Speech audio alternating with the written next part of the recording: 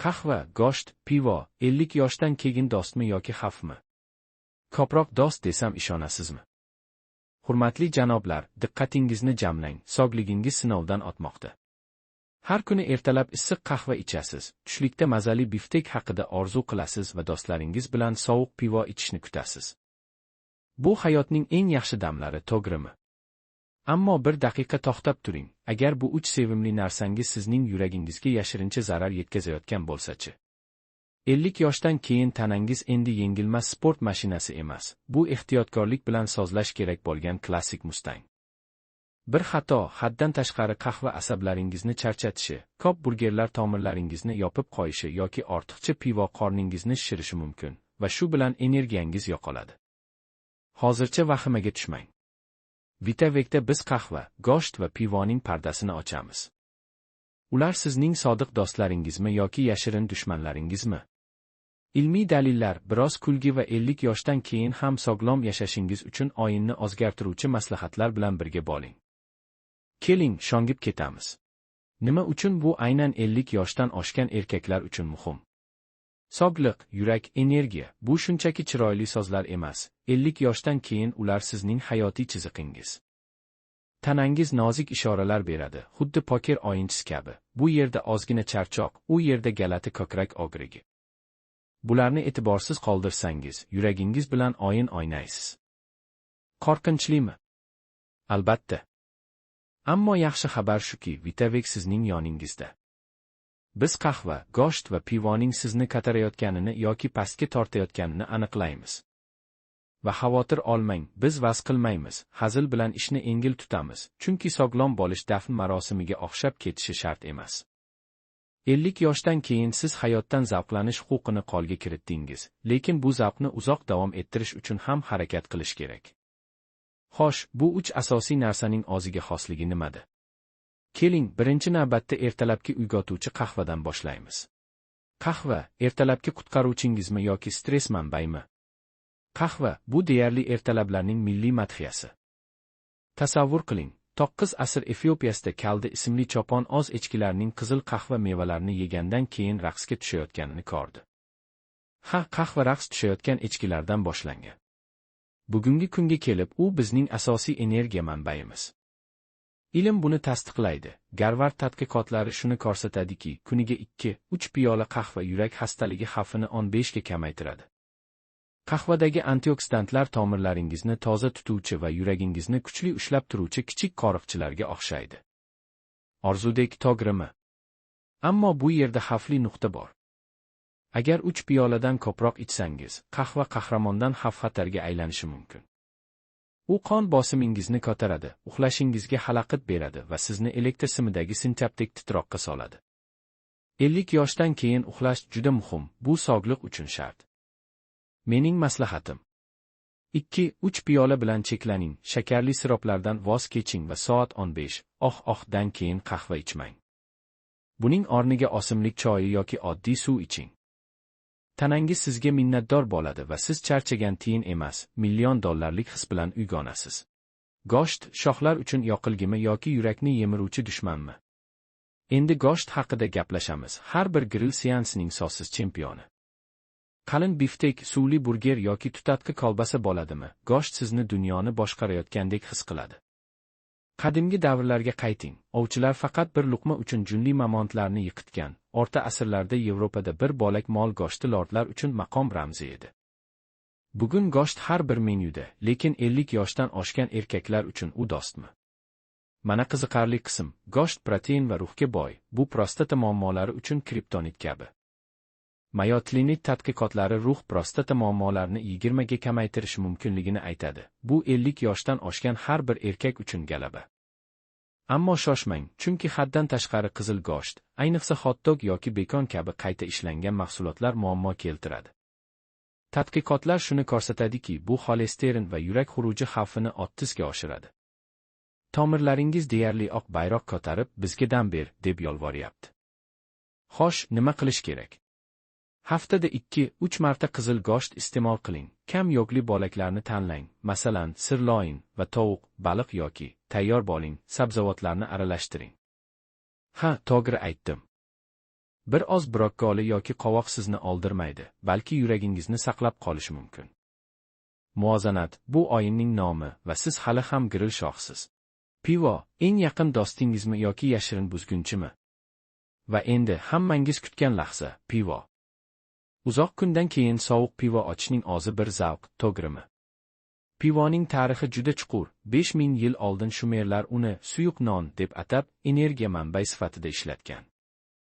Hatto Misr firavnlari o'zlarining maxsus pivo ishlab chiqaruvchilariga ega bo'lgan. Bugun ilm-fan pivoga ijobiy baho beradi, lekin faqat me'yorida.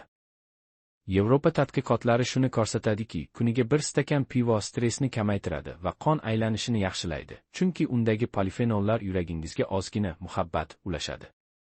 To'g'ri, bir stakan pivo sog'ligingiz uchun sodiq yordamchi bo'lishi mumkin. Ammo undan ko'proq ichsangiz, vaziyat tezda yomonlashadi.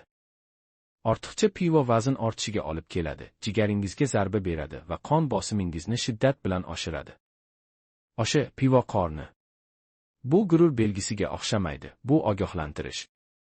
50 yoshdan keyin ortiqcha yuk sizni sekinlashtiradi. Maslahatim: bitta sifatli pivo bilan cheklaning, masalan, hunarmandchilik ipa yoki stout va alkogolsiz pivolarni sinab ko'ring. Ishoning, ular endi qayg'uli ta'mdan ancha yiroq. Ha, va har bir stakandan keyin suv ichishni unutmang. Yuragingiz, jigaringiz va ko'zgudagi aksingiz sizga rahmat aytadi. 50 yoshdagi erkaklar uchun jang rejangiz. Xo'p, 50 yoshdan oshgan janoblar, keling, buni aniq belgilaymiz. Qahva, go'sht va pivo dushman bo'lishi shart emas. Agar oqilona yondashsangiz, ular sizning ittifoqdoshingiz bo'la oladi. Mana sizning qo'llanmangiz: qahva, kuniga 2-3 piyola shakarsiz, tushdan keyin to'xtating. Go'sht, kam yoqli bo'laklar, haftada 2-3 marta sabzavotlar bilan birga, bu g'alaba. Pivo, kuniga 1 stakan, alkogolsiz turlari esa sizning maxfiy qurolingiz. Ammo bu bilan to'xtamang, harakatlaning. Har kuni 30 daqiqalik piyoda yurish nafaqat mashq, balki yuragingizni mustahkamlash uchun chipta. Tadqiqotlar shuni ko'rsatadiki, faol bo'lgan erkaklar 7 yil ko'proq yashashi mumkin.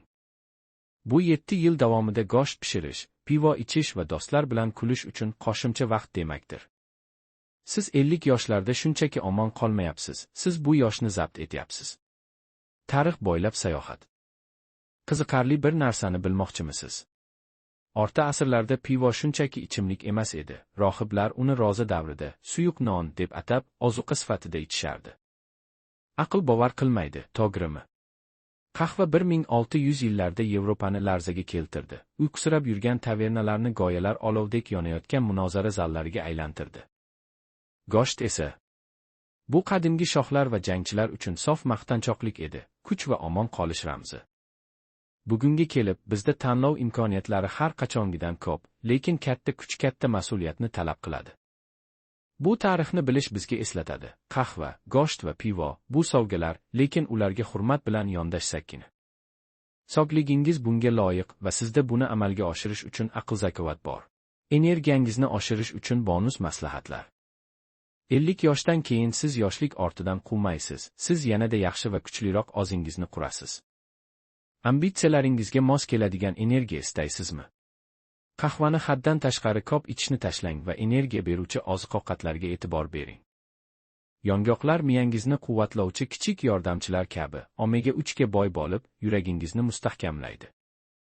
Ismaloqmi? Bu faqat Popayning siri emas, u temirga to'la, bu esa sizni o'tkir ushlab turadi. Bananlarni ham e'tiborsiz qoldirmang, ulardagi kaliy qon bosimingizni muvozanatda tutadi va mushaklaringizni quvnoq qiladi. Go'sht pishirayotganda qo'ng'irchoq qalampir yoki qushqonmas qo'shing, ular C vitamini bilan to'lib toshgan. Bu stressga qarshi kurashadi va sog'ligingizni yuqori darajada ushlab turadi. Pivo sevuvchilar uchun alkogolsiz hunarmand pivolarni sinab ko'ring. Ularning ta'mi xuddi asl pivo kabi, lekin ertalabki xiralik yo'q. Va mana o'yinni o'zgartiruvchi maslahat: kechki ovqatdan keyin tez sur'atlarda piyoda yuring. Bu sport zalida jotk bo'lish haqida emas, bu pivo qornini kamaytirish va o'zingizni rok yulduzdek his qilishdir. Kichik harakatlar, katta natijalar. Haqiqiy hayotdan hikoyalar. Sizga do'stim Dev haqida gapirib beray. U 55 yoshli yigit bo'lib, hali ham 25 yoshidagidek ziyofat qila olaman deb o'ylardi. Tunga qadar qahva ichish, burgerlarni moda chiqib ketgandek yutish va pivoni suvdek ichish tanish tuyuladimi? Bir kun u uyg'ondi. Shifokori uning xolesterin darajasi osmonga chiqib ketganini va yuragi qizil bayroq ko'targanini aytdi. Dev sevimli narsalardan voz kechmadi. U oqilona bo'ldi. Qahvani 2 piyolaga qisqartirdi, qizil go'shtning yarmini losos bilan almashtirdi va o'zini kechasi bitta pivoga chekladi. 6 oydan keyin nima bo'ldi? U 20 funt yo'qotdi, energiyasi qaytdi va stand-up komediyachidek hazil qila boshladi. Saboq shuki, qahva, go'sht yoki pivodan voz kechish shart emas, ulardan oqilona foydalaning. Agar Dev buni uddalagan bo'lsa, siz ham uddalaysiz. Nima uchun me'yor sozi yomon emas? Qarang, hech kim sizdan rohibdek yashashingizni aytmayapti. Agar u rohib pivo tayyorlamasa, albatta. Me'yor degani o'yin-kulgidan voz kechish emas, bu yaxshi vaqtlarni uzoqroq cho'zish demak. Har bir yutgan qahvangiz, har bir tatib ko'rgan biftekingiz, har bir ko'targan pivo stakaningiz, bularning barchasi yaxshi yashagan hayotning bir qismidir. Ammo 50 yoshdan keyin sog'ligingiz bank hisobiga o'xshaydi. Nima qo'ysangiz, shuni olasiz. Qahvani haddan tashqari ko'p ichsangiz, uyquni yo'qotasiz. Go'shtni ortiqcha yesangiz, tomirlaringiz buning narxini to'laydi. Pivoni ko'p ichsangiz, belingiz tanangiz kashf qila olmaydigan cheklar yozadi. Muvozanat, bu hiyla, bugun ozgina intizom, ertaga ko'proq barbekyu, ko'proq kulgi va ko'proq yillar stakan ko'tarish uchun. Siz qisqartirmayapsiz, siz ajoyib kelajakka sarmoya kiritayapsiz. Yakunlash gurur bilan. 50 yoshdan oshgan erkaklar, sog'ligingiz, bu sizning eng katta kuchingiz. Vitavekda biz sirlarni ochdik. Qahva, go'sht va pivo, agar ularga to'g'ri yondashsangiz, sizning sodiq yordamchilaringiz bo'la oladi. Xo'sh, keyingi qadamingiz nima? Shakarli latteni oddiy qora qahvaga almashtirishmi? Go'sht bilan birga sabzavot pishirishmi? Galaba ta'midagi alkogolsiz pivo bilan tost aytishmi?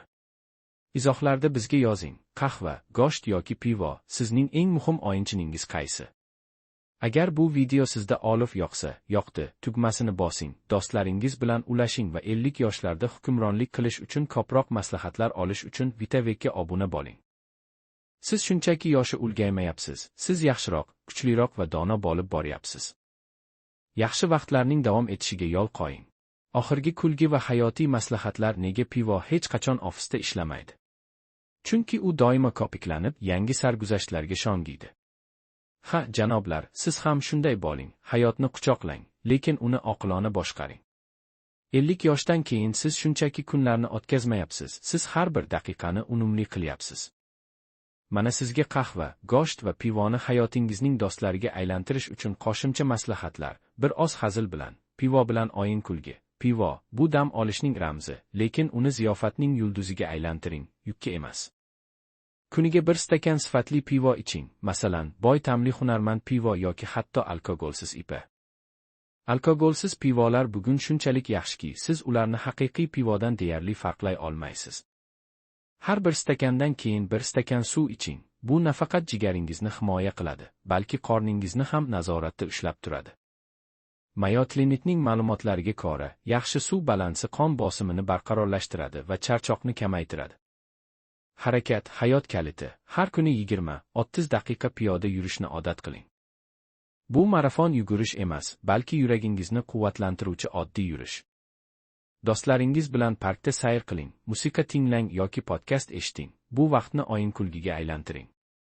Tadqiqotlar shuni ko'rsatadiki, muntazam piyoda yurish 50 yoshdagi erkaklarda yurak xuruji xavfini 25 ga kamaytiradi. Agar sport zaliga borishni xohlasangiz, yengil og'irlik ko'tarish yoki yoga bilan boshlang. Bu mushaklaringizni mustahkamlaydi va kayfiyatingizni ko'taradi. Ruhiy muvozanat, sog'lom tanada sog'lom ruh yashaydi. Har kuni 10 daqiqa o'zingizga ajrating, meditatsiya qiling, chuqur nafas oling yoki shunchaki tabiatda o'tiring. Stressni boshqarish yurak sog'ligi uchun juda muhim, chunki doimiy tashvish qon bosimini oshiradi. Qahva ichayotganda, go'sht pishirayotganda yoki pivo yudumlaganda, hayotning kichik quvonchlarini qadrlang. Bu sizni nafaqat sog'lom, balki baxtli qiladi. Afsonalar, siz 50 yoshda shunchaki yashamayapsiz, siz hayotni zabt etyapsiz. Qahva, go'sht va pivo sizning sodiq do'stlaringiz bo'lib qolishi mumkin, agar ularga sevgi va e'tibor bilan yondashsangiz. Har bir kichik o'zgarish bu kelajagingizga qilingan sarmoya. Xo'sh, bugun nima qilasiz? Bir stakan suv ichib piyoda yurishga chiqasizmi? Yoki do'stlaringiz bilan yangi alkogolsiz pivo sinab, kulgi ulashasizmi? Izohlarda o'z rejangizni yozing va Vitavek bilan birga 50 yoshlarni epik tarzda o'tkazing. Keyingi safargacha o'zingizni ajoyib tuting va hayotni to'la-to'kis yashang.